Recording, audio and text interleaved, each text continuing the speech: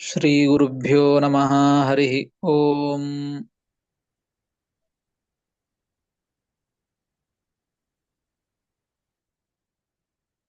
नारायणाय परिपूर्णगुणार्णवाय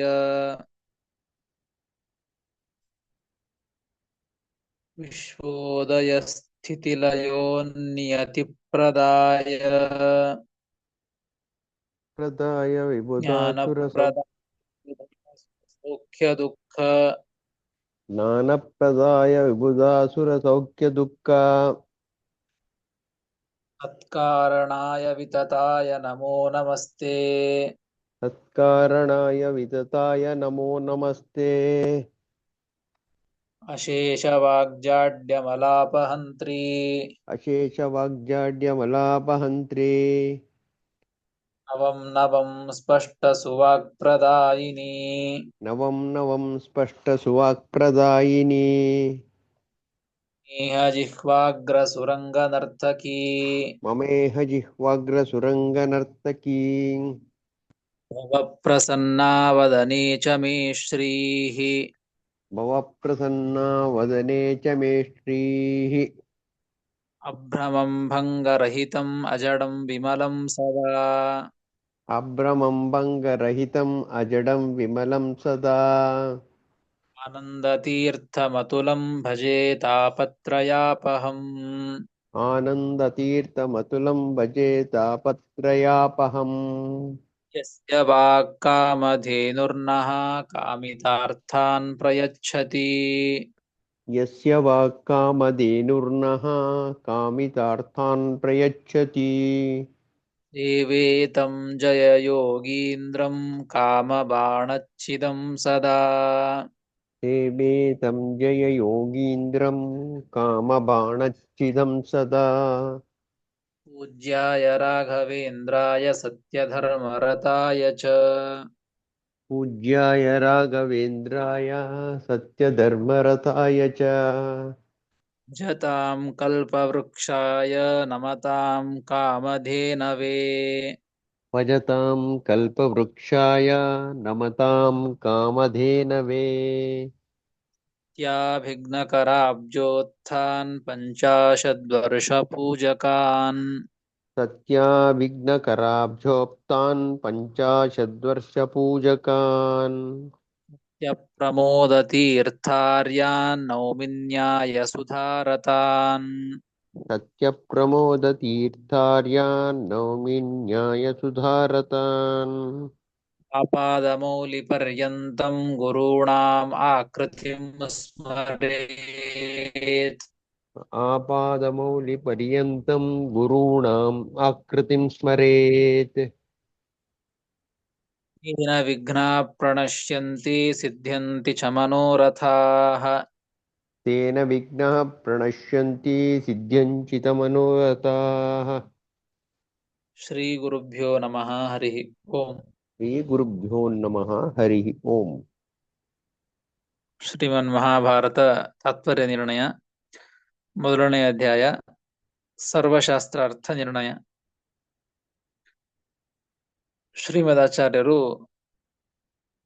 ಶ್ರುತಿಗಳನ್ನ ಕೊಡುವ ಮುಖಾಂತರವಾಗಿ, ಶ್ರುತಿಗಳ ಪ್ರಮಾಣಗಳನ್ನ ಕೊಡುವ ಮುಖಾಂತರವಾಗಿ ಅನೇಕ ವಿಚಾರಗಳನ್ನ ತಿಳಿಸ್ತಾ ಪಂಚಭೇದಗಳ ಬಗ್ಗೆ ತಿಳಿಸಿ, ತಾರತಮ್ಯವು ಕೂಡ ಮೋಕ್ಷಕ್ಕೆ ಇದ್ದೇ ಇರ್ತದೆ, ಭೇದವು ಮೋಕ್ಷಕ್ಕೆ ಹೋದ ಮೇಲೆಯೂ ಭೇದವು ಇದ್ದೇ ಇರ್ತದೆ, ಅದು ಸತ್ಯವಾಗಿಯೇ ಇರ್ತದೆ. ಅದೇ ರೀತಿ ತಾರತಮ್ಯವು ಕೂಡ ಮೋಕ್ಷಕ್ಕೆ ಹೋದ ಮೇಲೆಯೂ ಕೂಡ ಕೇವಲ ಸಂಸಾರಾವಸ್ಥೆಯಲ್ಲಿ ಮಾತ್ರ ತಾರತಮ್ಯ ಅಂತ ಅರ್ಥ ಅಲ್ಲ, ಮೋಕ್ಷಕ್ಕೆ ಹೋದ ಮೇಲೆಯೂ ಕೂಡ ತಾರತಮ್ಯ ಇದ್ದದ್ದೇ. ತಾರತಮ್ಯ ಏನು ಎಂಬುದನ್ನ 72ನೇ ಶ್ಲೋಕದಿಂದ ಶ್ರೀಮದಾಚಾರ್ಯ ತಿಳಿಸಿಕೊಟ್ಟದ್ದು. ಕ್ಷಿತಿಪಾ ಮನುಷ್ಯ ಗಂಧರ್ವಾ ದೇವಾಶ್ಚ ಪಿತರಶ್ಚಿರಾಹ ಆಜಾನಜಾ ಕರ್ಮಜಾಶ್ಚ ದೇವಾ ಇಂದ್ರ ಪುರಂದರಃ ಅಂತ ಶ್ಲೋಕದಿಂದ, ಶ್ಲೋಕದಲ್ಲಿ ಹೇಗೆ ಒಂದು ಕ್ರಮ ಇದೆಯೋ ಆ ಕ್ರಮಕ್ಕೆ ಅನುಗುಣವಾಗಿ ಒಬ್ಬರಿಗಿಂತಲೂ ಕೂಡ ಒಬ್ಬರು, ಅಂದ್ರೆ ಒಂದು ಒಂದು ತರಹದ ಗಣಗಳು, ಆ ಒಂದು ಪಂಗಡಗಳು, ಆ ದೇವತೆಗಳು ಶ್ರೇಷ್ಠರು, 100 ಪಟ್ಟು ಉತ್ತಮರು ಅವರಿಗಿಂತಲೂ ಕೂಡ ಅಂತ ತಿಳಿಸಿಕೊಟ್ಟದ್ದು. ಮೊದಲಿಗೆ ಮನುಷ್ಯೋತ್ತಮರು ಒಂದು ಶ್ಲೋಕದಲ್ಲಿ ಹೇಳಿಲ್ಲ, ಕ್ಷಿತಿಪಾಹ ಎಂಬುದರಿಂದ ಮನುಷ್ಯೋತ್ತಮರನ್ನು ತೆಗೆದುಕೊಳ್ಳಬೇಕು ಅಂತ ಟಿಪ್ಪಣಿಕಾರ ಬರೆದರು.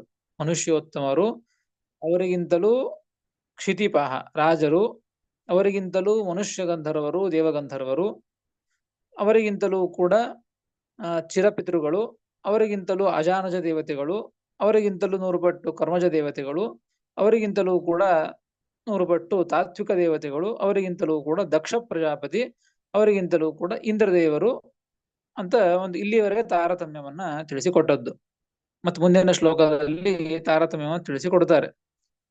ಇಂದ್ರನಿಗಿಂತಲೂ ಯಾರು ದೊಡ್ಡವರು? ರುದ್ರದೇವರು, ಸರಸ್ವತಿ, ವಾಯುದೇವರು, ಹೀಗೆ ಮುಂದಿನ ಶ್ಲೋಕದಲ್ಲಿ ತಿಳಿಸಿಕೊಡ್ತಾರೆ. ಇಲ್ಲಿ ನಾವು ಟಿಪ್ಪಣಿಕಾರರು ಜನಾರ್ದನ ಭಟ್ಟರು ನಮಗೆ ಪ್ರಮಾಣಗಳನ್ನ ಕೊಡುವ ಮುಖಾಂತರವಾಗಿ ಈ ತಾರತಮ್ಯವನ್ನ ಏನು ಶ್ರೀಮದಾಚಾರ್ಯ ಹೇಳಿದ್ದಾರಲ್ಲ, ಇದರೊಳಗೂ ಕೂಡ ಮತ್ತೆ ಸ್ವಲ್ಪ ತಾರತಮ್ಯ ಇದೆ ಅಂತ ತಿಳಿಸಿಕೊಡ್ತಾರೆ. ಅಂದ್ರೆ ಹೇಗೆ ಕ್ಷಿತಿಬರಿಗಿಂತಲೂ ಕೂಡ ಮನುಷ್ಯ ಗಂಧರ್ವರು, ದೇವಗಂಧರ್ವರು ಉತ್ತಮರು ಅಂತ ಹೇಳಿದ್ದು, ದೇವಗಂಧರ್ವರಿಗಿಂತಲೂ ಕೂಡ ಪಿತೃದೇವತೆಗಳು ಉತ್ತಮರು ಅಂತ ಹೀಗೆ ಹೇಳಿದ್ದು. ಅಂದ್ರೆ ಅಷ್ಟೂ ಕ್ಷಿತಿಪರಿಗಿಂತಲೂ ಮನುಷ್ಯ ಗಂಧರ್ವರು ಅಷ್ಟೂ ಶ್ರೇಷ್ಠರು ಅಂತ ಹೀಗೆ ಅರ್ಥನೋ, ಅಥವಾ ಕ್ಷಿತಿಪರಲ್ಲಿಯೂ ಕೆಲವರು ಅವರಿಗಿಂತಲೂ ಶ್ರೇಷ್ಠರಿದ್ದಾರೋ, ಹೀಗೆ ಎಲ್ಲ ಪರಸ್ಪರ ದೇವತೆಗಳಲ್ಲಿಯೂ ಕೂಡ ಮತ್ತೆ ಸ್ವಲ್ಪ ಹೆಚ್ಚು ಕಮ್ಮಿ ಇದೆ ಏನೋ ಅಂತಂದ್ರೆ ಅದನ್ನು ತಿಳಿಸ್ತಾರೆ. ಅತ್ರ ದೇವಗಂಧರ್ವೇಶು ಅಷ್ಟೋತ್ತರ ಶತಂ ವಿನಾ ಪಿತೃಭ್ಯ ಶತಾವರಾಹ. ನೋಡಿ, ದೇವಗಂಧರ್ವರು ಅಂತ ಹೇಳಿದ್ದು. ಕ್ಷಿತಿಪರಿಗಿಂತಲೂ ಕೂಡ ಉತ್ತಮರು ಯಾರು ಅಂದ್ರೆ ಮನುಷ್ಯ ಗಂಧರ್ವರು, ದೇವಗಂಧರ್ವರು ಅಂತ ಹೇಳಿದ್ದು. ಈ ದೇವಗಂಧರ್ವರಿಗಿಂತಲೂ ಕೂಡ ಚಿರಪಿತೃಗಳು ಉತ್ತಮರು ಅಂತ ಹೇಳಿದ್ದು. ಇಷ್ಟು ತಿಳಿದುಕೊಳ್ಳಬೇಕಾಗಿದ್ದು ಮೊದಲಿಗೆ ನಾವಿಲ್ಲಿ ಇಲ್ಲಿ ಒಂದು ವಿಚಾರವನ್ನು ತಿಳಿಸ್ತಾ ಇದ್ದಾರೆ. ದೇವಗಂಧರ್ವರಿಗಿಂತಲೂ ಕೂಡ ಚಿರಪಿತೃಗಳು ಉತ್ತಮರು ಅಂತ ಈ ಶ್ಲೋಕದಿಂದ ನಮಗೆ ತಿಳಿದು ಬಂದದ್ದು. ಹಾಗಾದರೆ ಎಲ್ಲ ದೇವಗಂಧರ್ವರಿಗಿಂತಲೂ ಕೂಡ ಚಿರಪಿತೃಗಳು ದೊಡ್ಡವರು ಅಂತ ಇಲ್ಲಿ ಹೇಳಿದಂತೆ ತೋರುತ್ತದೆ ನಮಗೆ. ಹಾಗಾದರೆ ಎಲ್ಲ ಚಿರಪಿತೃಗಳಿಗಿಂತಲೂ ದೇವಗಂಧರ್ವರು ಚಿಕ್ಕವರು ಅಂತ ಅರ್ಥ ಆಯ್ತು. ಇವರಿಗಿಂತ ಇವರು ಉತ್ತಮರು ಅಂದ್ರೆ ಅವರಿಗಿಂತ ಇವರು ಚಿಕ್ಕವರು ಅಂತ ಅರ್ಥ ಆಯ್ತು.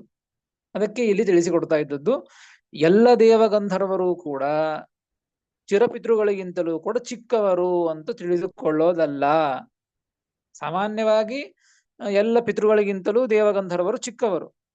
ಆದರೆ ಸರ್ವೇ ನಿಯಮಾಹ ಸಾಪವಾದ ಅಂತ ಇದ್ದುದರಿಂದ ಚಿರಪಿತೃಗಳಿಗಿಂತಲೂ ಕೂಡ ದೇವಗಂಧರ್ವರು ಕೆಲವರು ಮಾತ್ರ ದೊಡ್ಡವರಿದ್ದಾರೆ, ಅವರಿಗಿಂತ ಚಿಕ್ಕವರಲ್ಲ, ಅವರಿಗಿಂತಲೂ ದೊಡ್ಡವರಿದ್ದಾರೆ ಅಂತ ತಿಳಿಸಿಕೊಡ್ಲಿಗತ್ತಾರೆ.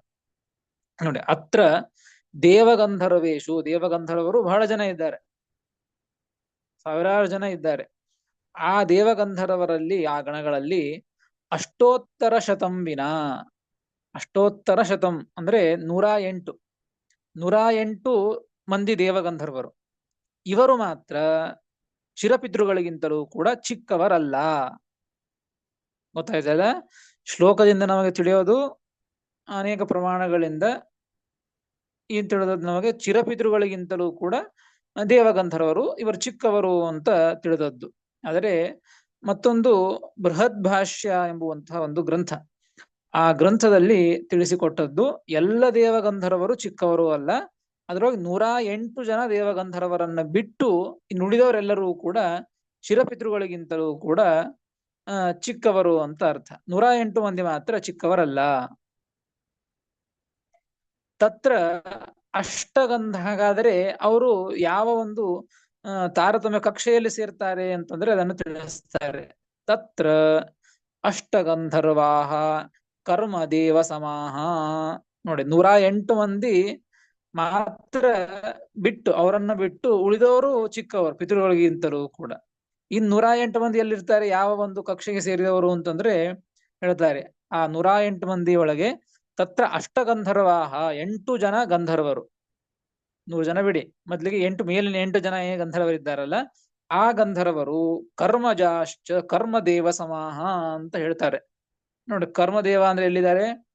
ಚಿರಪಿತೃಗಳಿಗಿಂತಲೂ ಉತ್ತಮರು ಆಜಾನಜ ದೇವತೆಗಳು. ಅವರಿಗಿಂತಲೂ ಕೂಡ ಉತ್ತಮರು ಕರ್ಮಜ ದೇವತೆಗಳು. ನೋಡಿ ಇಲ್ಲಿ ಆ ಗಂಧರ್ವರು 8 ಜನ ಗಂಧರ್ವರು ಚಿರಪಿತೃಗಳಿಗಿಂತ ಚಿಕ್ಕವರಷ್ಟೇ ಅಲ್ಲ, ಅಜಾನಜ ದೇವತೆಗಿಂತಲೂ ಕೂಡ ಚಿಕ್ಕವರಲ್ಲ, ಕರ್ಮಜ ದೇವತೆಗಳಿಗೆ ಸಮಾನ ಅಂತ ಹೇಳ್ತಾ ಇದ್ದಾರೆ.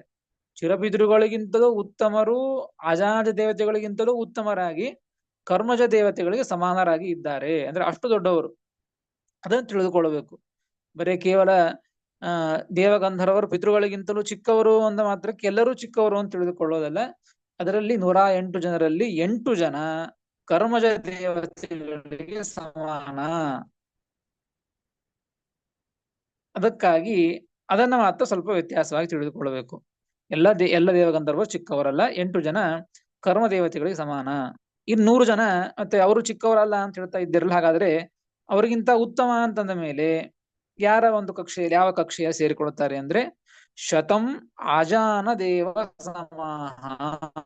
ಇನ್ನು 100 ಮಂದಿ ಚಿರಪಿತೃಗಳಿಗಿಂತಲೂ ಉತ್ತಮರಾದಂತಹ ಏನಿದ್ದಾರಲ್ಲ ಅವರಿಗೆ ಸಮ 100 ಜನ. ಇನ್ನು 8 ಜನ ಕರ್ಮಜ ದೇವತೆಗಳಿಗೆ ಸಮಾನ. ಹೀಗೆ ದೇವಗಂಧರ್ವರಲ್ಲಿ 108 ಜನರನ್ನ ಬಿಟ್ಟು ಉಳಿದ ಎಲ್ಲರೂ ಕೂಡ ಚಿರಪಿತೃಗಳಿಗಿಂತಲೂ ಚಿಕ್ಕವರು. ಆ 108 ಜನ ಮಾತ್ರ ಚಿರಪಿತೃಗಳಿಗಿಂತಲೂ ಕೂಡ ಉತ್ತಮರು ಎಂಬುದನ್ನ ಇಲ್ಲಿ ಇದನ್ನು ತಿಳಿದುಕೊಳ್ಳಬೇಕು, ಸೂಕ್ಷ್ಮವಾದಂತಹ ಒಂದು ಅಂಶವನ್ನ. ಅದನ್ನೇ ಈ ವಿಚಾರವನ್ನೇ ಬೃಹತ್ ಭಾಷ್ಯದಲ್ಲಿ ಏನು ಶ್ಲೋಕ ಇದೆಯೋ ಆ ಶ್ಲೋಕವನ್ನು ಉಲ್ಲೇಖ ಮಾಡ್ತಾರೆ ಟಿಪ್ಪಣಿಕಾರರು. ಕರ್ಮದೇವ ಗಣ ಅಷ್ಟ ಗಂಧರ್ವಾಸ್ ತತ್ಪರೇ ಶತಂ. ನೋಡಿ, ಕರ್ಮದೇವ ಗಣ ಅಷ್ಟ, ಕರ್ಮದೇವತೆಗಳ ಗಣಕ್ಕೆ ಸೇರಿದವರು 8 ಜನ ಗಂಧರ್ವರು. ತತ್ಪರೇ ಶತಂ ಆಜಾನ ದೇವಾಸ್ತೇಭ್ಯೋನ್ನೇ ಪಿತೃಭ್ಯಶ್ಚ ಶತಾವರಾಹ. ಇನ್ನ 100 ಜನ ಆಜಾನ ದೇವತೆಗಳಿಗೆ ಸಮಾನ. ಅನ್ನೇ ಪಿತೃಭ್ಯಶ್ಚ ಶತಾವರಾಹ. ಇನ್ನು ಆ 108 ಮಂದಿ ಬಿಟ್ಟು ಏನು ದೇವಗಂಧರ್ವರು ಅಂತಿದ್ದಾರೋ ಆ ಎಲ್ಲ ಗಂಧರ್ವರು ಕೂಡ 100 ಪಟ್ಟು ಪಿತೃಗಳಿಗಿಂತಲೂ ಕೂಡ ಚಿಕ್ಕವರು ಅಂತ ತಿಳಿದುಕೊಳ್ಳಬೇಕು. ಹೀಗೆ ತಿಳಿದುಕೊಂಡ್ರೆ ತಾರತಮ್ಯವನ್ನು ಸರಿಯಾಗಿ ತಿಳಿದುಕೊಂಡಂತೆ. ಇದು ಒಂದು ವಿಷಯ. ಇನ್ನು ಪಿತೃಗಳಿಗಿಂತ ಮುಂದೆ ಯಾರು ಹೇಳಿದ್ದು ಈ ಒಂದು ವಿಷಯದಲ್ಲಿ ಈ ಒಂದು ಸೂಕ್ಷ್ಮಾಂಶವನ್ನು ತಿಳಿದುಕೊಳ್ಳಬೇಕು. ಇನ್ನು ಪಿತೃಗಳಿಗಿಂತಲೂ ಕೂಡ ಆಜಾನ ದೇವತೆಗಳು ಉತ್ತಮರು, ಆಜಾನ ದೇವತೆಗಳಿಗಿಂತಲೂ ಪಿತೃದೇವತೆಗಳು ಚಿಕ್ಕವರು ಅಂತ ಹೇಳಿದ್ದು. ಹಾಗಾದರೆ ಅಜಾನ ದೇವತೆಗಳಿಗಿಂತಲೂ ಕೂಡ ಅಜಾನಜ ದೇವತೆಗಳಿಗಿಂತಲೂ ಕೂಡ ಎಲ್ಲ ಪಿತೃಗಳು ಕೂಡ ಚಿಕ್ಕವರ, 100 ಪಟ್ಟು ಚಿಕ್ಕವರು ಅಂತ ಇಲ್ಲಿ ಹೇಳಿದ್ದು. ಹಾಗಾದ್ರೆ ಎಲ್ಲರೂ 100 ಪಟ್ಟು ಚಿಕ್ಕವರ ಅಥವಾ ಎಲ್ಲರೂ ಚಿಕ್ಕವರ ಅಂತಂದ್ರೆ ಎಲ್ಲರೂ ಚಿಕ್ಕವರಲ್ಲ. ಪಿತೃಗಳಲ್ಲಿಯೂ ಕೂಡ ಕೆಲವು ಜನ ಅಜಾನಜ ದೇವತೆಗಳಿಗಿಂತಲೂ ಕೂಡ ಉತ್ತಮರಾಗಿ ಇದ್ದಾರೆ ಅಂತ ತಿಳಿಸಿಕೊಡ್ತಾರೆ. ನೋಡ್ರಿ, ತಥಾ ಪಿತೃಷು ಅಷ್ಟೌ ವಿನ ಪಿತರಃ ಆಜಾನ ದೇವೇಭ್ಯ ಶತಾವರಾಹ. ಪಿತೃದೇವತೆಗಳು ಅಜಾನಜ ದೇವತೆಗಳಿಗಿಂತಲೂ 100 ಪಟ್ಟು ಅವರ ಅಂದ್ರೆ ಚಿಕ್ಕವರು. ತಾರತಮ್ಯದಲ್ಲಿ ಅಷ್ಟೂರು ಅಂತ ಅರ್ಥ ಅಲ್ಲ, ಅಷ್ಟೌ ವಿನ ಅಂತ ಹೇಳ್ತಾರೆ. 8 ಜನ ಪಿತೃಗಳು ಬಹಳ ಜನ ಇದ್ದಾರೆ, ಅದರೊಳಗೆ 8 ಜನ ಪಿತೃಗಳನ್ನ ಬಿಟ್ಟು ಇನ್ನುಳಿದ ಎಲ್ಲ ಪಿತೃಗಳು ಕೂಡ ಅಜಾನಜ ದೇವತೆಗಳಿಗಿಂತಲೂ ಕೂಡ 100 ಪಟ್ಟು ಚಿಕ್ಕವರೇ. ಆ 8 ಜನ ಮಾತ್ರ ಚಿಕ್ಕವರಲ್ಲ. ಹಾಗಾದ್ರೆ ಉತ್ತಮ ಅಂತ ಬೇಕಾದ್ರೆ ಯಾವ ಪಕ್ಷದಲ್ಲಿ ಸೇರಿಕೊಳ್ತಾರೆ, ಯಾವ ಒಂದು ಕಕ್ಷೆಯಲ್ಲಿ ಸೇರ್ತಾರೆ ಅಂತಂದ್ರೆ ತದುಕ್ತಂ, ಅದು ಪ್ರಮಾಣವನ್ನು ಕೊಡ್ತಾರೆ. ಆಜಾನೇಭ್ಯಸ್ತು ಪಿತರೋ ಹ್ಯಷ್ಟಭ್ಯೋನ್ನೇ ಶತಾವರಾಹ ಅಂತ ಬೃಹತ್ ಭಾಷ್ಯ. ಅಜಾನ ದೇವತೆಗಳು ಇವರಿಗಿಂತಲೂ ಪಿತೃಗಳು 8 ಜನರನ್ನ ಬಿಟ್ಟು ಉಳಿದವರೆಲ್ಲರೂ ಕೂಡ 100 ಪಟ್ಟು ಕಡಿಮೆ ಅಂತ ಬೃಹತ್ ಭಾಷ್ಯದಲ್ಲಿ ಬಂದದ್ದು. ಇನ್ನು 8 ಜನ ಯಾರ್ಯಾರು ಉತ್ತಮರಾಗಿ ಇದ್ದದ್ದು ಯಾವ ಪಕ್ಷದಲ್ಲಿ ಯಾವ ಕಕ್ಷೆಯಲ್ಲಿ ಸೇರಿಕೊಳ್ಳೋದು ಅಂತ ತಿಳಿಸ್ತಾರೆ. ತತ್ರ ಸಪ್ತ ಪಿತರಃ ಕರ್ಮದೇವ ಸಮಾಹ. ನೋಡಿ, 7 ಜನ ಪಿತೃಗಳು ಆಜಾನ, ಒಟ್ಟು 8 ಜನ ಚಿಕ್ಕವರಲ್ಲ ಅಂತ ಹೇಳ್ತಾ ಇದ್ದದ್ದು. 8 ಜನರನ್ನ ಬಿಟ್ಟು ಉಳಿದವರೆಲ್ಲರೂ ಚಿಕ್ಕವರು. ಆ 8 ಜನ ಉತ್ತಮವರು ಅಂತ ಹೇಳಿದಾಗ ಅದರೊಳಗೆ 7 ಜನ ಆಜಾನಜ ದೇವತೆಗಳಿಗಿಂತಲೂ ಕೂಡ 7 ಜನ ಪಿತೃಗಳು ಯಾವ ಕಕ್ಷೆಯಲ್ಲಿ ಸೇರ್ತಾರೆ ಅಂದ್ರೆ ಕರ್ಮಜ ದೇವತೆಗಳು ಸಮಾನ. ಕರ್ಮದೇವ ಸಮಾಹ ಸಪ್ತ ಪಿತರಃ ಕರ್ಮದೇವ ಸಮಾಹ ಅಂದ್ರೆ ಆಜಾನಜ ದೇವತೆಗಳಿಗಿಂತ ಚಿಕ್ಕವರು ಮೊದಲಿಗೆ ಹೇಳಿದ್ದು. ಅದರೊಳಗೆ 7 ಜನ ಕರ್ಮದೇವತೆಗಳಿಗೆ ಸಮಾನ, ಒಟ್ಟು 8 ಜನ ಅಂತ ಹೇಳಿದ್ದು ಸೇರಿ. ಇನ್ನು ಒಬ್ಬ ಪಿತೃಗಳು ಯಾರಿಗೆ ಸಮ ಅಂತಂದ್ರೆ ಅಜಾಜ ದೇವತೆಗಳಿಗಿಂತಲೂ ದೊಡ್ಡವರಾಗಬೇಕಲ್ಲ. ಹಾಗಾದ್ರೆ ಯಾರಿಗೆ ಸಮ ಅಂದ್ರೆ ಏಕಸ್ತು ಬ್ರಹ್ಮಪುತ್ರ ಸಮಃ, ಬ್ರಹ್ಮದೇವರ ಮಗನಿಗೆ ಸಮಾನ ಅಂತ ಇಷ್ಟು ಹೇಳಿಬಿಟ್ರು. ಒಟ್ಟು ಆ ಅಜಾಜ ದೇವತೆಗಳಿಗಿಂತಲೂ ಕೂಡ ಆ ಪಿತೃಗಳು ಚಿಕ್ಕವರಲ್ಲ. 8 ಜನರಲ್ಲಿ 7 ಜನ ಉತ್ತಮರು. ಯಾರು? ಕರ್ಮ ದೇವತೆಗಳಿಗೆ ಸಮಾನರಾದ್ದರಿಂದ ಉತ್ತಮರು. ಇನ್ನೊಬ್ಬರು ಬ್ರಹ್ಮಪುತ್ರರಿಗೆ, ಬ್ರಹ್ಮದೇವರ ಮಗನಿಗೆ ಸಮಾನರಾದ್ದರಿಂದ ಅವರು ಕೂಡ ಅಜಾಜ ದೇವತೆಗಳಿಗಿಂತಲೂ ಕೂಡ ಪಿತೃಗಳೇ ಆಗಿದ್ದರೂ ಕೂಡ ಉತ್ತಮರು. ಅದನ್ನ ಪ್ರಮಾಣವನ್ನು ಕೊಡ್ತಾರೆ. ಪಿತೃಣಾಂ ಸಪ್ತಕಂ ಯತ್ತತ್ ಕರ್ಮದೇವ ಸಮಂ ಮತಂ. ಪಿತೃಗಳಲ್ಲಿ 7 ಜನ ಇದ್ದಾರಲ್ಲ, ಆ 7 ಜನ ಕರ್ಮದೇವತೆಗಳಿಗೆ ಸಮಾನ ಅಂತ ಪ್ರಮಾಣ ಬೃಹತ್ ಭಾಷ್ಯ ತಿಳಿಸಿ ಕೊಡ್ತಾ ಇದೆ. ಇನ್ನು ಬ್ರಹ್ಮಪುತ್ರ ಸಮಾನ ಅಂತಂದ್ರಲ್ಲ, ಅದು ಯಾವ ಪಿತೃಗಳು ಅಂದ್ರೆ ವಿಶ್ವಾಮಿತ್ರೋ ಬ್ರಹ್ಮಪುತ್ರ ಸಮೋ ಮುನಿರ್ ಉದಾಹೃತ. ವಿಶ್ವಾಮಿತ್ರ ಎಂಬುವಂತ ಪಿತೃಗಳು, ಆ ಪಿತೃಗಳು ಋಷಿಗಳು, ಅವರು ಬ್ರಹ್ಮಪುತ್ರರಿಗೆ ಸಮಾನ. ಹೀಗಾಗಿ ಅಜಾನಜ ದೇವತೆಗಳಿಗಿಂತಲೂ ಕೂಡ ಉತ್ತಮರು ಅಂತ ತಿಳಿಸಿಕೊಡ್ತಾ ಇದ್ದದ್ದು. ಆಚಾರ್ಯ ಪಿತೃಣಾಂಚಾಸೋ ಪಿತೃಭಿ ಸಹ ಪಠ್ಯತೆ. ಪಿತೃಗಳಂತಾದ್ದರಿಂದ ಅವರನ್ನ ಪಿತೃಗಳ ಒಂದು ಕಕ್ಷೆಯಲ್ಲಿ ಅವರನ್ನ ಸೇರಿಸಿದ್ದಾರೆ. ಹೀಗಾಗಿ ಅವರಿಗೆ ಅಜಾನಜ ದೇವತೆಗಳಿಗಿಂತಲೂ ಕೂಡ ಈ 8 ಜನ ಪಿತೃಗಳು ಉತ್ತಮರು ಎಂಬುದನ್ನ, ಈ ಒಂದು ವಿಶೇಷಾಂಶವನ್ನ, ತಾರತಮ್ಯವನ್ನ ತಿಳಿದುಕೊಳ್ಳಬೇಕು. ಕೇವಲ ಅಜಾನಜ ದೇವತೆಗಳಿಗಿಂತ ಎಲ್ಲ ಪಿತೃಗಳು ಕೂಡ ತಾರತಮ್ಯದಲ್ಲಿ 100 ಪಟ್ಟು ಕಡಿಮೆ ಅಂತ ತಿಳಿದುಕೊಳ್ಳೋದಲ್ಲ. 100 ಪಟ್ಟು ಕಡಿಮೆ ಯಾರು ಅಂದ್ರೆ ಈ 8 ಜನರನ್ನ ಬಿಟ್ಟು ಅಂತ ಅರ್ಥ. ಅದೇ ರೀತಿಯಾಗಿ ಪಿತೃಗಳಿಗಿಂತ ದೇವಗಂಧರ್ವರು ಕಡಿಮೆ, 100 ಪಟ್ಟು ಕಡಿಮೆ ಅಂದ್ರೆ ಅಷ್ಟು ದೇವಗಂಧರ್ವರು ಅಂತ ಅರ್ಥ ಅಲ್ಲ, 108 ಮಂದಿ ಬಿಟ್ಟು ಕಡಿಮೆ ಅಂತ ಅರ್ಥ. ಹೀಗೆ ಈ ಒಂದು ತಾರತಮ್ಯವನ್ನ ತಿಳಿದುಕೊಳ್ಳಬೇಕು ಎಂಬುದನ್ನ ಈ ಇಬ್ಬರು ವಿಷಯದಲ್ಲಿ ಮಾತ್ರ, ದೇವಗಂಧರ್ವರು, ಪಿತೃಗಂಧರ್ವರು, ಮತ್ ಪಿತೃಗಂಧರ್ವರು ಅಜಾನಜ ದೇವತೆಗಳು, ಇವರು ಉತ್ತಮರು ಅಧಮರು ಅಂತ ಹೇಳಿದ್ದಲ್ಲ, ಅಲ್ಲಿ ಕೆಲವರು ಮಾತ್ರ ಅಧಮರು ಅಂತ ಇದ್ದರೂ ಕೂಡ ಅದರಲ್ಲಿ ಇನ್ನು ಕೆಲವರು ಸ್ವಲ್ಪ ಜನ ಮಾತ್ರ ಅವರಿಗಿಂತಲೂ ಉತ್ತಮರಾಗಿ ಇದ್ದಾರೆ. ಆ ತಾರತಮ್ಯವನ್ನು ಕೂಡ, ಸೂಕ್ಷ್ಮ ತಾರತಮ್ಯವನ್ನು ಕೂಡ ತಿಳಿದುಕೊಳ್ಳಬೇಕು ಎಂಬುದನ್ನ ಟಿಪ್ಪಣಿಕಾರರು ಬೃಹತ್ ಭಾಷ್ಯದ ಒಂದು ಉದಾಹರಣೆಯನ್ನ ಮಾಡಿ ತಿಳಿಸಿಕೊಡ್ತಾರೆ. ಇಷ್ಟೊಂದೆಲ್ಲ ಸಮಾನ.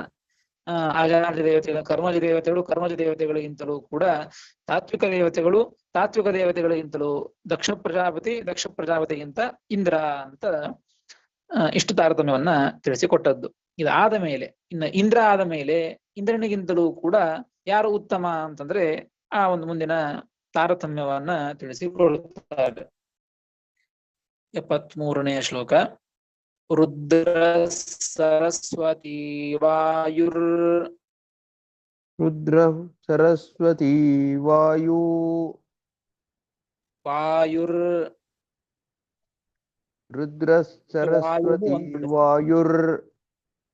ಮುಕ್ತಾಶತಗುಣೋತ್ತರಾ ಏಕೋ ಬ್ರಹ್ಮಾ ಚ ವಾಯುಶ್ಚ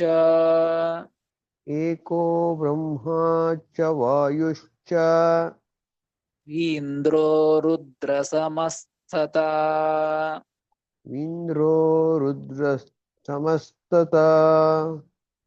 ಏಕೋ ರುದ್ರಸ್ತಥಾ ಶೇಷೋ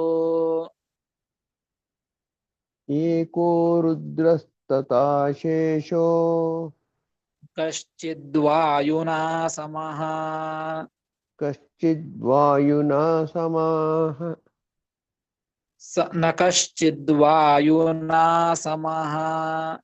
ನ ಕಶ್ಚಿದ್ವಾಯುನಾ ಸಮಃ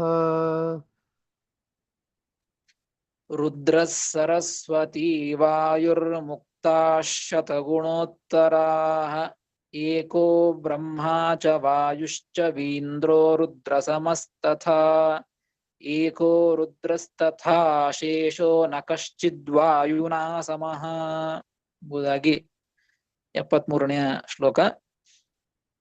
ಪದವಿಭಾಗ.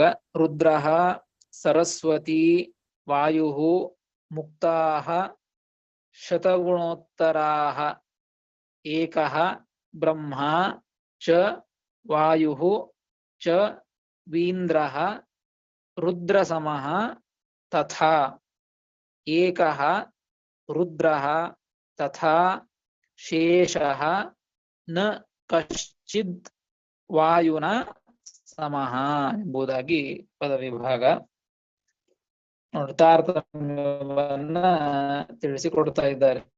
ರುದ್ರಃ ಮುಂದೆ ಈ ಪುರಂದರ ಆದ ಮೇಲೆ ರುದ್ರಃ ಅಂತ ಹೇಳ್ತಾ ಇದ್ದದ್ದು.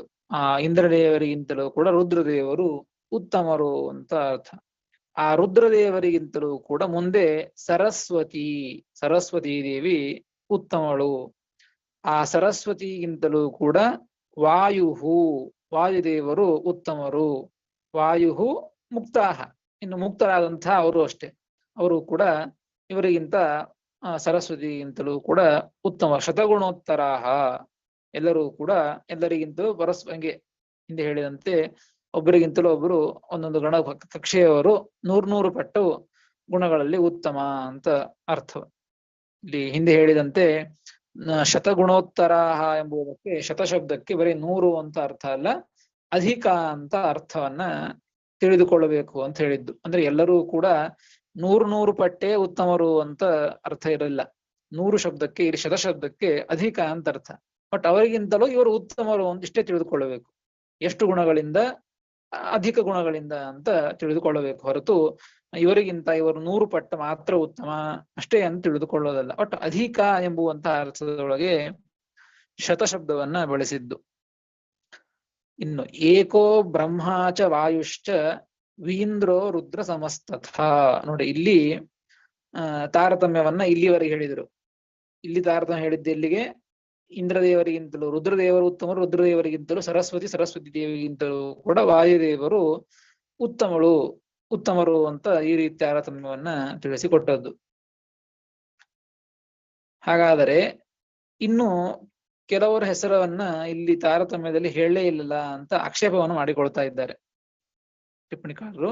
ನನು ಬ್ರಹ್ಮವೀಂದ್ರ ಶೇಷಾಹ ಕುತೋ ನೋಕ್ತಾಹ ಇತ್ಯತಃ.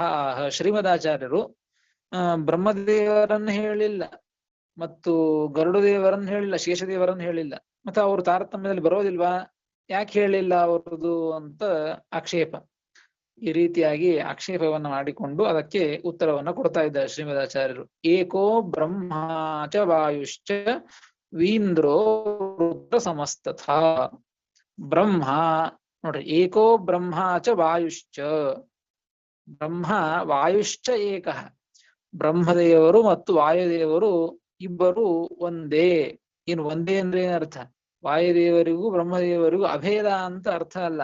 ಒಂದೇ ಅಂದ್ರೆ ಅಭೇದ ಅಂತ ಅರ್ಥ ಅಲ್ಲ, ಒಂದೇ ಕಕ್ಷದವರು ಅಂತ ಅರ್ಥ. ಒಂದೇ ತಾರತಮ್ಯ ಅಂದ್ರೆ ಇಬ್ಬರಲ್ಲಿಯೂ ಕೂಡ ಯಾವುದೇ ರೀತಿಯಾದಂತಹ ಒಂದು ಜ್ಞಾನದಲ್ಲಾಗಲಿ ಶಕ್ತಿಯಲ್ಲಾಗಲಿ ಅನೇಕ ರೀತಿಯಾದಂತಹದ್ರಲ್ಲಿ ಯಾವ ಗುಣಗಳಲ್ಲಿ ಆಗಲಿ ಒಂದು ಭೇದ ಇಲ್ಲ. ಇವ್ರಿಗೆ ಎಷ್ಟು ಗುಣಗಳು ಎಷ್ಟಿವೆಯೋ ಅದಷ್ಟೇ ಬ್ರಹ್ಮದೇವರಲ್ಲಿ ಇದೆ. ಬ್ರಹ್ಮದೇವರಲ್ಲಿ ಇದ್ದಷ್ಟೇ ವಾಯುದೇವರಲ್ಲಿ ಇದ್ದದ್ದು. ಶಕ್ತಿ ಆಗಲಿ, ಒಂದು ಬುದ್ಧಿ ಆಗಲಿ, ಜ್ಞಾನವಾಗಲಿ, ಎಲ್ಲವೂ ಕೂಡ ರೂಪವಾಗಲಿ ಅನೇಕ ಗುಣಗಳು ಕಾರಣದಿಂದಾಗಿ ಬ್ರಹ್ಮ ವಾಯುಶ್ಚ ಏಕಃ, ಏಕೋ ಬ್ರಹ್ಮಾಚ ವಾಯುಶ್ಚ ಅಂತಂದಿದ್ದು.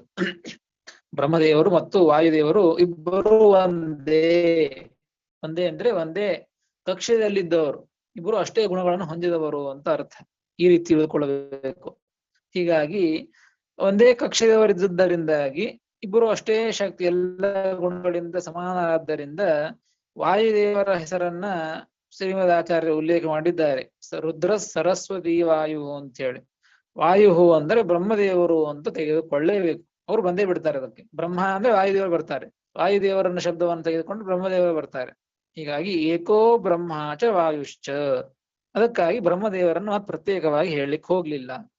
ಮತ್ತೆ ರುದ್ರದೇವರ ಹೆಸರು ಹೇಳಿದ್ದಾರೆ. ರುದ್ರಕ್ಕಿಂತಲೂ ಸರಸ್ವತಿ ಉತ್ತಮಗಳು ಅಂತ ರುದ್ರದೇವರ ಹೆಸರು ಹೇಳಿದ್ದಾರೆ. ಶೇಷದೇವರ ಹೆಸರು, ಗರುಡದೇವರ ಹೆಸರು ಬರಲಿಲ್ವಲ್ಲ ಅಂತಂದ್ರೆ ವೀಂದ್ರೋ ರುದ್ರ ಸಮಸ್ತಥ. ಗರುಡದೇವರು ರುದ್ರದೇವರಿಗೆ ಸಮಾನ, ಅದಕ್ಕಾಗಿ ಗರುಡದೇವರನ್ನ ತೆಗೆದುಕೊಳ್ಳಿಕ್ ಹೋಗ್ಲಿಲ್ಲ.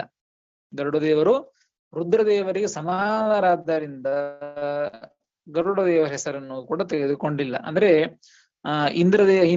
ಇಂದ್ರದೇವರಿಗಿಂತ ರುದ್ರದೇವರು ಉತ್ತಮ ಅಂತಂದ್ರೆ ಗರುಡದೇವರು ಉತ್ತಮರು ಅಂತ ಅರ್ಥ. ರುದ್ರದೇವರು ಉತ್ತಮ ಅಂದ್ರೆ ಗರುಡದೇವರನ್ನು ತೆಗೆದುಕೊಳ್ಳೇಬೇಕು. ಅದಕ್ಕಾಗಿ ಪ್ರತ್ಯೇಕವಾಗಿ ಅವರನ್ನು ತೆಗೆದುಕೊಂಡಿಲ್ಲ. ಇನ್ನು ಏಕೋ ರುದ್ರಸ್ತಥಾ ಶೇಷೋ ನ ಕಶ್ಚಿದ್ ವಾಯುನಾ ಸಮಃ. ಇನ್ನು ಶೇಷದೇವರನ್ನ ಯಾಕೆ ತೆಗೆದುಕೊಂಡಿಲ್ಲ ಅಂದ್ರೆ ಇದೇ ರುದ್ರದೇವರೇ ಮುಂದೆ ಶೇಷದೇವರಾಗಿ ಶೇಷ ಪದವಿಯನ್ನು ಹೊಂದ್ತಾರೆ. ಇವರೇ ಶೇಷದೇವರಾಗ್ತಾರೆ. ಶೇಷದೇವರಾಗೋದು, ಗರುಡದೇವರಾಗೋದು, ರುದ್ರದೇವರಾಗೋದು ಅಂದ್ರೆ ಆ ಸ್ಥಾನವನ್ನು ಹೊಂದೋದು, ಶೇಷ ಪದವಿಯನ್ನು ಹೊಂದೋದು ಅಂತ ಅರ್ಥ. ಅದಕ್ಕಾಗಿ ಅವರನ್ನ ಶೇಷದೇವರು ಅಂತ ಕರೆಯೋದು. ಇದೇ ಈಗ ಯಾರು ರುದ್ರದೇವರಿದ್ದಾರೋ ಇದೇ ರುದ್ರದೇವರೇ ಮುಂದಿನ ಕಲ್ಪದಲ್ಲಿ ಶೇಷ ಪದವಿಯನ್ನ ಹೊಂದಿದಾಗ ಅವರನ್ನ ಶೇಷದೇವರು ಅಂತ ಕರೆಯೋದು. ಹೀಗೆ ಅದಕ್ಕಾಗಿ ಇದೇ ರುದ್ರದೇವರೇ ಶೇಷದೇವ ಒಂದು ಪದವಿಯನ್ನ ಹೊಂದೋದರಿಂದ, ಶೇಷದೇವರಾಗೋದರಿಂದ ಮತ್ ಪ್ರತ್ಯೇಕವಾಗಿ ಅವರ ಹೆಸರನ್ನ ತೆಗೆದುಕೊಂಡಿಲ್ಲ. ಅಂದ್ರೆ ಈ ಗರುಡ, ಶೇಷ, ರುದ್ರರು ಈ ಮೂರು ಜನರು ಕೂಡ ಒಂದೇ ಕಕ್ಷೆಯವರು ಅಂತ ಅರ್ಥ, ಅಷ್ಟೇ ಸಮಾನರು ಅಂತ ಅರ್ಥ. ಅದಕ್ಕಾಗಿ ಶ್ರೀಮದಾಚಾರ್ಯರು ರುದ್ರ ಸರಸ್ವತಿ ವಾಯುರ್ ಮುಕ್ತಾ ಶತಗುಣೋತ್ತರ ಅಂತ ಇಲ್ಲಿ ಮುಗಿಸಿದರು. ರುದ್ರದೇವರಿಗಿಂತಲೂ ಸರಸ್ವತಿಗಿಂತಲೂ ವಾಯುದೇವರು ಅಂತ. ಅದಕ್ಕಾಗಿ ಬ್ರಹ್ಮದೇವರ ಹೆಸರಾಗಲಿ ಗರುಡದೇವರು ಮತ್ತು ಶೇಷದೇವರ ಹೆಸರಾಗಿ ತೆಗೆದುಕೊಂಡಿಲ್ಲ. ಇಂತಹ ಗರುಡದೇವರು, ರುದ್ರದೇವರಾಗಲಿ ಶೇಷದೇವರಾಗಲಿ ನ ಕಶ್ಚಿದ್ ವಾಯುನಾ ಸಮಃ ಶ್ಲೋಕದಲ್ಲಿದೆ ನೋಡಿ. ಏಕೋ ರುದ್ರ ತಥಾ ಶೇಷಃ ನ ಕಶ್ಚಿದ್ ವಾಯುನಾ ಸಮಃ. ಇಂತಹ ರುದ್ರದೇವರು, ಶೇಷದೇವರು ಎಂದಿಗೂ ಕೂಡ ಒಬ್ಬ ವಾಯುದೇವರಿಗೆ ಸಮಾನರಾಗಲಿಕ್ಕೆ ಸಾಧ್ಯ ಇಲ್ಲ, ಎಂದಿಗೂ ಸಮಾನರಾಗ್ಲಿಕ್ಕೆ ಸಾಧ್ಯ ಇಲ್ಲ. ಅಂದ್ರೆ ಅಷ್ಟು ತಾರತಮ್ಯ ಇದೆ. ರುದ್ರದೇವರಿಗಿಂತಲೂ ಕೂಡ ಅನಂತ ಪಟ್ಟು, ಅಧಿಕ ಪಟ್ಟು ವಾಯುದೇವರು ಬಹಳ ಉತ್ತಮರು ಎಂಬುದನ್ನ ತಿಳಿದುಕೊಳ್ಳಬೇಕು.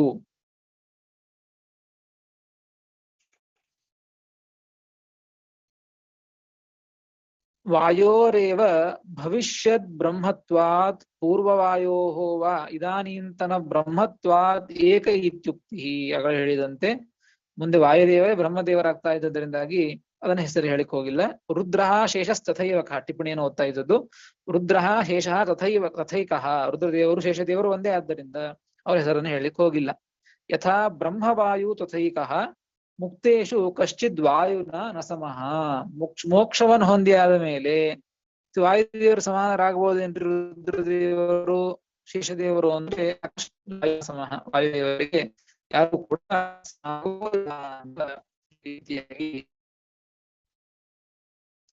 ತಾರತಮ್ಯವನ್ನ ತಿಳಿಸಿಕೊಟ್ಟರು. ಡಿಸ್ಟರ್ಬೆನ್ಸ್ ಇದೆ, ಡಿಸ್ಟರ್ಬೆನ್ಸ್ ಇದೆ. ಹರೇನು ಮಾಡಿ ಡಿಸ್ಟರ್ಬೆನ್ಸ್ ಇದೆ ತುಂಬಾ. ಮೊದಲಿಂದ ಕೇಳಿಸ್ಲಿಲ್ವಾ? ನೀವು ಹೇಳಿದ್ದು ಕೇಳಿಸ್ಲಿಲ್ಲ, ಮತ್ತೊಮ್ಮೆ ಹೇಳಿದನ್ನ. ಈಗ ಹೇಳಿದ್ದ? ಈಗ ಹೇಳಿದ್ದು ಈಗ ಟಿಪ್ಪಣಿ ಓದಿದೆ ಅಷ್ಟೇ. ಟಿಪ್ಪಣಿ ವಾಕ್ಯಗಳನ್ನ ಓದಿ ಅದನ್ನೇ ವಿಚಾರವನ್ನು ಹೇಳಿದ್ದಷ್ಟೇ. ಅಲ್ಲ, ಅದೇ ಈ ಕಡೆಗೆ ಅಲ್ಲಿಂದ ಹೇಳ್ಬೇಕಷ್ಟೇ. ರುದ್ರದೇವರ ಹೆಸರನ್ನ ಹೇಳಿದ್ದು, ರುದ್ರದೇವರಿಗಿಂತಲೂ ಸರಸ್ವತಿ ಉತ್ತಮಳು, ಸರಸ್ವತಿಗಿಂತಲೂ ವಾಯುದೇವರು ಉತ್ತಮರು ಅಂತ ಹೇಳಿದ್ದಾರೆ ಶ್ರೀಮದಾಚಾರ್ಯರು. ಶೇಷದೇವರನ್ನ, ಗರುಡದೇವರ ಹೆಸರನ್ನು ತೆಗೆದುಕೊಳ್ಳಿಲ್ಲ, ಬ್ರಹ್ಮದೇವರ ಹೆಸರನ್ನು ತೆಗೆದುಕೊಳ್ಳಿಲ್ವಲ್ಲ. ಮತ್ತೆ ಅವರು ಯಾವ ಕಕ್ಷೆಯಲ್ಲಿ ಸೇರಿಸಬೇಕು ಅಂದ್ರೆ ಅದಕ್ಕೆ ಉತ್ತರವನ್ನು ಕೊಟ್ಟದ್ದು. ಗರುಡದೇವರು, ರುದ್ರದೇವರು ಒಂದೇ ಕಕ್ಷೆದವರು, ಸಮಾನರು. ಮತ್ತು ಶೇಷದೇವರು ಅಂದ್ರೆ ರುದ್ರದೇವರೇ ಮುಂದಿನ ಕಲ್ಪದಲ್ಲಿ ಶೇಷದೇವರಾಗೋದು, ರುದ್ರದೇವರೇ ಶೇಷದೇವರಾಗೋದು. ಅದಕ್ಕಾಗಿ ಅವರ ಹೆಸರನ್ನು ತೆಗೆದುಕೊಂಡಿಲ್ಲ. ಮತ್ತು ವಾಯುದೇವರೇ ಮುಂದೆ ಬ್ರಹ್ಮದೇವರಾಗ್ತಾ ಇದ್ದದರಿಂದಾಗಿ ಅದಕ್ಕೆ ಪ್ರತ್ಯೇಕವಾಗಿ ಬ್ರಹ್ಮದೇವರ ಹೆಸರನ್ನು ಕೂಡ ತೆಗೆದುಕೊಂಡಿಲ್ಲ. ಹೀಗಾಗಿ ರುದ್ರಾನ್ ಶಬ್ದವನ್ನು ಇಟ್ಟಿದ್ದಾರೆ ಅಂದ್ರೆ ಇಂದ್ರದೇವರಿಗಿಂತಲೂ ಗರುಡ, ಶೇಷ, ರುದ್ರರು ಉತ್ತಮರು ಅಂತ ಅರ್ಥ. ಅವರಿಗಿಂತಲೂ ಸರಸ್ವತಿ ಉತ್ತಮರು, ಸರಸ್ವತಿಗಿಂತಲೂ ಕೂಡ ವಾಯುದೇವರು ಉತ್ತಮರು ಅಂದ್ರೆ ವಾಯುದೇವರು ಉತ್ತಮರು, ಬ್ರಹ್ಮದೇವರು ಉತ್ತಮರು ಎಂಬುದನ್ನು ತಿಳಿದುಕೊಳ್ಳಬೇಕು ಎಂಬುದನ್ನ ತಿಳಿಸಿಕೊಟ್ಟದ್ದು. ಇದಾದ ಮೇಲೆ ಇನ್ನು ಮುಂದಿನ ಶ್ಲೋಕ, ಮುಂದಿನ ತಾರತಮ್ಯವನ್ನ ತಿಳಿಸ್ತಾರೆ. 74ನೇ ಶ್ಲೋಕ. ಮುಕ್ತೇಷು ಶ್ರೀಸ್ತಥಾ ವಾಯೋಃ, ಮುಕ್ತೇಷು ಶ್ರೀಸ್ತಥಾ ವಾಯೋಃ ಸಹಸ್ರಗುಣಿತಾ ಗುಣೈಃ ತತೋನಂತ ಗುಣೋ ವಿಷ್ಣುಃ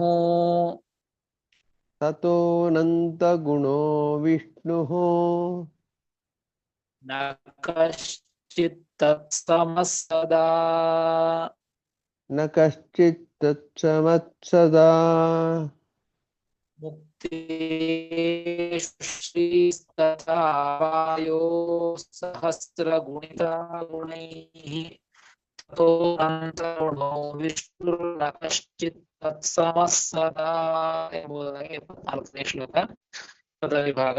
ಮುಕ್ತೇಷು ಶ್ರೀಃ ತಥಾ ವಾಯೋಃ ಸಹಸ್ರಗುಣಿತಾ ಗುಣೈಃ ತತಃ ಅನಂತಗುಣಃ ವಿಷ್ಣುಃ ನ ಕಶ್ಚಿತ್ ತತ್ ಸಮಃ ಸದಾ ಎಂಬುದಾಗಿ ಪದವಿಭಾಗ. ಏನ್ ಹೇಳ್ತಾ ಇದ್ದಿಲ್ಲಿ? ಹಾಗಾದ್ರೆ ಇನ್ನು ಬ್ರಹ್ಮದೇವರವರೆಗೆ, ವಾಯುದೇವರು ಬ್ರಹ್ಮದೇವರು ಇಬ್ಬರು ಒಂದೇ ಕಕ್ಷೆ, ಅವರು ಉತ್ತಮರು ಅಂದಿದ್ದು, ಸರಸ್ವತಿಗಿಂತಲೂ ಅವರಿಬ್ಬರು ಉತ್ತಮರು ಅಂತ ಹೇಳಿದ್ದು. ಇನ್ನು ಇವರಿಗಿಂತಲೂ ಕೂಡ ಮತ್ತು ಮುಕ್ತರಿಗಿಂತಲೂ ಕೂಡ ಮುಕ್ತ ಬ್ರಹ್ಮ ವಾಯುದೇವರು ಅಂತ ಅರ್ಥ. ಅವರಿಗಿಂತಲೂ ಕೂಡ ಯಾರು ಉತ್ತಮರು ಅಂದ್ರೆ ಮುಕ್ತೇಶು ಶ್ರೀ ತಥಾ ವಾಯೋಹೋ, ಮುಕ್ತರಲ್ಲಿ ವಾಯುದೇವರು ಅಥವಾ ಮುಂಚೆ ವಾಯುದೇವರು, ಸಂಸಾರದಲ್ಲಿರ್ತಕ್ಕಂಥ ವಾಯುದೇವರು, ಅವರಿಗಿಂತ ವಾಯುದೇವರು ಬ್ರಹ್ಮದೇವರಿಗಿಂತಲೂ ಕೂಡ ಯಾರು ಉತ್ತಮರು ಅಂದ್ರೆ ಶ್ರೀಹಿ ಮುಕ್ತೇಶು ತಥಾ ಶ್ರೀಸ್ತಥಾ ವಾಯೋಹೋ, ಲಕ್ಷ್ಮೀದೇವಿ ಉತ್ತಮಳು ಅಂತ ಹೇಳ್ತಾ ಇದ್ದದ್ದು. ಹೇಗೆ, ಎಷ್ಟು ಪಟ್ಟು ಉತ್ತಮಳು ಅಂತ ತಿಳಿಸಿಕೊಡ್ತಾರೆ. ಸಹಸ್ರ ಗುಣಿತ ಗುಣೈಹಿ, ಗುಣೈಹಿ ಸಹಸ್ರ ಗುಣಿತ. ಆ ಲಕ್ಷ್ಮೀದೇವಿ ವಾಯುದೇವರಿಗಿಂತಲೂ ಮುಕ್ತ ಬ್ರಹ್ಮರಿಗಿಂತಲೂ ಕೂಡ ಎಷ್ಟು ಪಟ್ಟು ಉತ್ತಮಳು ಅಂದ್ರೆ ಗುಣೈಹಿ ಸಹಸ್ರ ಗುಣಿತ, ಗುಣಗಳಿಂದ 1000 ಗುಣಗಳಿಂದ ಉತ್ತಮಳು ಅಂತ ತಿಳಿಸಿಕೊಡ್ತಾ ಇದ್ದಾರೆ. ಏನ್ ಹಾಗಾದರೆ 1000 ಅಂದ್ರೆ ಎಷ್ಟೇ ವ್ಯತ್ಯಾಸ? ಹಾಗಾದರೆ ಲಕ್ಷ್ಮೀದೇವಿಗೂ ವಾಯುದೇವರಿಗಿಂತಲೂ 1000 ಗುಣಗಳಿಂದ ಮಾತ್ರ ಲಕ್ಷ್ಮೀದೇವಿ ಉತ್ತಮಳು ಅಂತ ಅರ್ಥನಾ ಅಂತಂದ್ರೆ 1000 ಸಹಸ್ರ ಶಬ್ದಕ್ಕೆ 1000 ಅಂತ ಅಷ್ಟೇ ಅರ್ಥ ಇಲ್ಲ. ಟಿಪ್ಪಣಿಕಾರ ತಿಳಿಸ್ತಾರೆ. ಮುಕ್ತೇಶು ಕಶ್ಚಿತ್ ಅಲ್ಲಿ ಶ್ರೀಹಿ ವಾಯೋಹೋ ಸಕಾಶಾತ್ ಗುಣೈಹಿ ಸಹಸ್ರ ಗುಣಿತ ಎಂಬುದಕ್ಕೆ ತದೇತತ್ ಸಹಸ್ರಂ ತತ್ ಸರ್ವಂ ಇತಿ ಶ್ರುತ್ಯ ಒಂದು ವೇದ ವಾಕ್ಯವನ್ನ ತಿಳಿಸ್ತಾರೆ. ತದೇತತ್ ತತ್ ಸಹಸ್ರಂ ತತ್ ಸರ್ವಂ ಅಂತ ಒಂದು ಶ್ರುತಿ.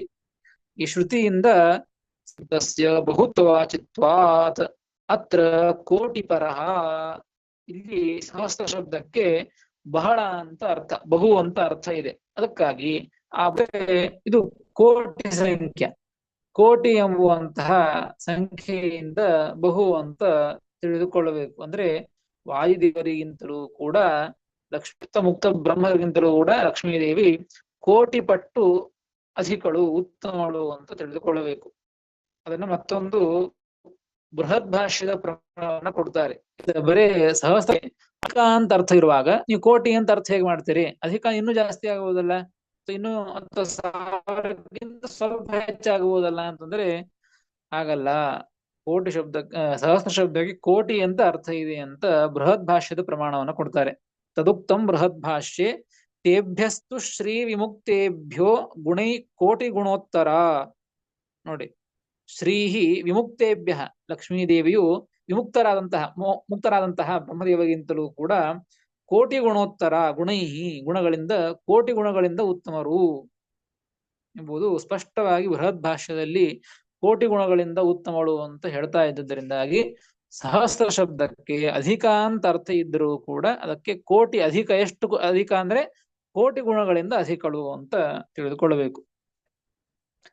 ಇನ್ನ ಲಕ್ಷ್ಮೀದೇವಿ ಆಯ್ತು. ಲಕ್ಷ್ಮೀದೇವಿಗಿಂತಲೂ ಉತ್ತಮರು ಯಾರು ತಾರತಮ್ಯದಲ್ಲಿ ಅಂತಂದ್ರೆ ತಥೋ ನಂತ ಗುಣೋ ವಿಷ್ಣು, ತತಃ ಅಂದ್ರೆ ಲಕ್ಷ್ಮೀದೇವಿಗಿಂತಲೂ ಕೂಡ ವಿಷ್ಣು ಭಗವಂತ ಅನಂತ ಗುಣ, ಅನಂತ ಪಟ್ಟು, ಕೋಟಿ ಅಲ್ಲ ಅನಂತ ಅಂದ್ರೆ ಇದಕ್ಕೆ ಲೆಕ್ಕವೇ ಇಲ್ಲ, ಎಷ್ಟು ಎಣಿಸಿದರೂ ಸಾಧ್ಯವೇ ಇಲ್ಲ, ಅಷ್ಟು ಗುಣಗಳು ಅನಂತ, ಅದಕ್ಕೆ ಅಂತವೇ ಸಿಗೋದಿಲ್ಲ. ಎಷ್ಟು ಕೋಟಿ ಕೋಟಿ ಕೋಟಿ ಎಷ್ಟು ಜನ್ಮ ಕಳೆದರೂ ಲಕ್ಷ್ಮೀದೇವಿನೇ ಎಷ್ಟು ಅನಾದಿ ಕಾಲದಿಂದ ಎಣಿಸ್ತಾ ಇದ್ರು ಕೂಡ ಕೇವಲ ಭಗವಂತನ ಪಾದದ ಬೆರಳಿನ ಉಗುರಿನ ತುದಿ ಅಷ್ಟು ಮಾತ್ರ ಆ ಭಗವಂತನ ಗುಣಗಳನ್ನ ಹೊಗಳ್ತಾನೆ ಇದ್ದಾಳೆ, ಕೊಂಡಾಡ್ತಾನೆ ಇದ್ದಾಳೆ. ಅಷ್ಟು ಗುಣಗಳು ಭಗವಂತನದ್ದು. ಲಕ್ಷ್ಮೀದೇವಿಗಿಂದಲೇನೆ ಆ ಭಗವಂತನ ಗುಣಗಳನ್ನ ಮುಗಿಸ್ಲಿಕ್ಕಾಗ್ತಾ ಇಲ್ಲ. ಇನ್ನ ಉಳಿದ ಎಲ್ಲ ವ್ಯಕ್ತಿಗಳಿಗಿಂತಲೂ ಕೂಡ ಹೇಳಲಿಕ್ಕಾಗೋದಿಲ್ಲ. ಅಷ್ಟು ಆ ಲಕ್ಷ್ಮೀದೇವಿಗಿಂತಲೂ ಕೂಡ ಭಗವಂತ ಅನಂತ ಗುಣ, ಮುಗಿಯಲಿಕ್ಕೆ ಸಾಧ್ಯವೇ ಇಲ್ಲ ಅಂತವೇ ಸಿಗೋದಿಲ್ಲ. ಅಷ್ಟು ಗುಣಗಳಿಂದ ಭಗವಂತ ಉತ್ತಮ ಅಂತ ತಿಳಿದುಕೊಳ್ಳಬೇಕು. ನಕಶ್ಚಿತ್ ತತ್ಸಮಸ್ಸದ, ಎಂದಿಗೂ ಕೂಡ ಭಗವಂತನಿಗೆ, ವಿಷ್ಣು ಭಗವಂತನಿಗೆ ಸಮಾನರಾಗಲಿಕ್ಕೆ ಯಾರೂ ಸಾಧ್ಯ ಇಲ್ಲ. ಕಶ್ಚಿತ್ ತತ್ಸಮಃ ನ, ಯಾವಾಗಲೂ ಕೂಡ ಎಂದಿಗೂ ಕೂಡ ಆ ಭಗವಂತನಿಗೆ ಸಮಾನರಾಗಲಿಕ್ಕೆ ಯಾವ ವ್ಯಕ್ತಿಯೂ ಸಮಾನರಾಗಲಿಕ್ಕೆ ಸಾಧ್ಯ ಇಲ್ಲ.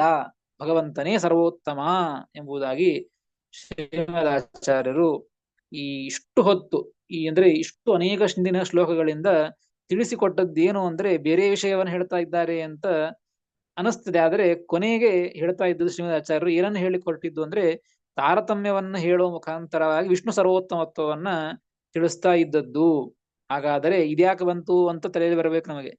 ಇದನ್ನ ಯಾಕೆ ಹೇಳ್ತಾ ಇದ್ದಾರೆ ಶ್ರೀಮದಾಚಾರ್ಯರು ಅಂತಂದ್ರೆ, ಮೊದಲಿಗೆ ಶುರು ಆಗಿದ್ದು ಏನು ಅಂದ್ರೆ, ಯಾವುದು ಭಗವಂತನಿಗೆ ಸರ್ವೋತ್ತಮತ್ವವನ್ನು ಹೇಳುತ್ತದೋ ಆ ಶಾಸ್ತ್ರ ಮಾತ್ರ ಅದು ಯಥಾರ್ಥವಾದಂತಹ ಶಾಸ್ತ್ರ. ಇನ್ನು ಉಳಿದ ಬೇರೆಯವರಿಗೆ ಹೇಳಿದಂತಹದ್ದು ಅದು ಮುಹಾರ್ಥ ಶಾಸ್ತ್ರ ಅಂತ ವಿಷಯ ಬಂದಿತ್ತು. ಇಲ್ರಿ, ಅದಕ್ಕೆ ಬೇರೆ ಶಾಸ್ತ್ರಗಳಲ್ಲಿ ಅಂದ್ರೆ ಅವೈಷ್ಣವ ಗ್ರಂಥಗಳಲ್ಲಿ ಭಗವಂತನಿಗೂ ಸರ್ವೋತ್ತಮತ್ವವನ್ನು ಹೇಳಿದೆ, ರುದ್ರಾದಿಗಳ ಸರ್ವೋತ್ತಮತ್ವವನ್ನು ಹೇಳಿದೆ. ಅದೇ ರೀತಿಯಾಗಿ ವೈಷ್ಣವ ಗ್ರಂಥಗಳಲ್ಲಿ